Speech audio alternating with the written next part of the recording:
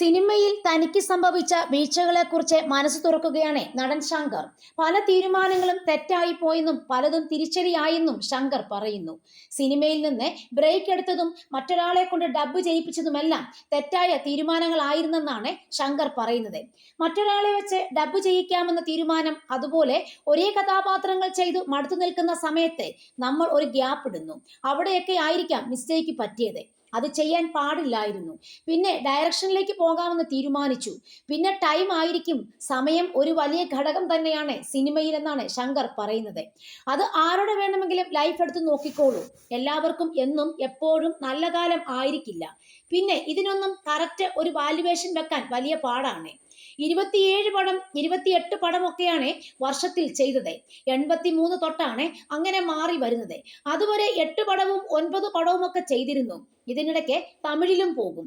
84 തൊട്ട് കുറെ കാലം 27 പടമൊക്കെ വർഷത്തിൽ ചെയ്യാൻ തുടങ്ങി. മടുത്തിട്ട് ഇരുന്ന് കരഞ്ഞിട്ടുണ്ട്. എനിക്ക് മാത്രമേ അന്ന് AC റൂമുള്ളൂ. നമ്മുടെ സുഹൃത്തുക്കൾ മുഴുവൻ തിരുവനന്തപുരത്താണ്.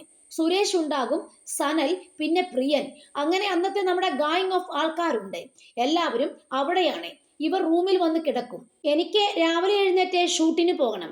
ഇവരൊക്കെ കിടന്നുറങ്ങും. ദൈവമേ, നമുക്കൊരു റെസ്റ്റ് ഇല്ലല്ലോ എന്ന് തോന്നും. ഒരു പടം കഴിയാറാകുമ്പോൾ ഞാൻ കരുതും ഇനിയൊരു ബ്രേക്ക് ഇടാമെന്ന്.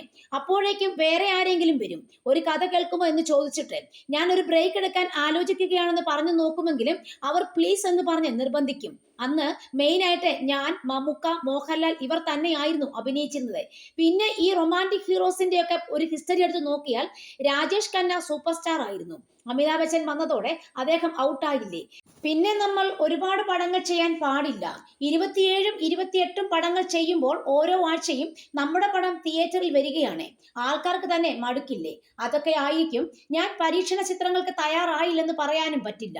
നമ്മുടെ അടുത്ത് വരുന്നതെല്ലാം ഒരേ ടൈപ്പ് ചിത്രങ്ങളാണ്. സുഗമോ ദേവി കഴിഞ്ഞപ്പോൾ ഞാൻ വേണു നാഗവള്ളിയോട് എനിക്ക് വ്യത്യസ്തമായി എന്തെങ്കിലും ചെയ്യണമെന്ന് പറഞ്ഞിരുന്നു.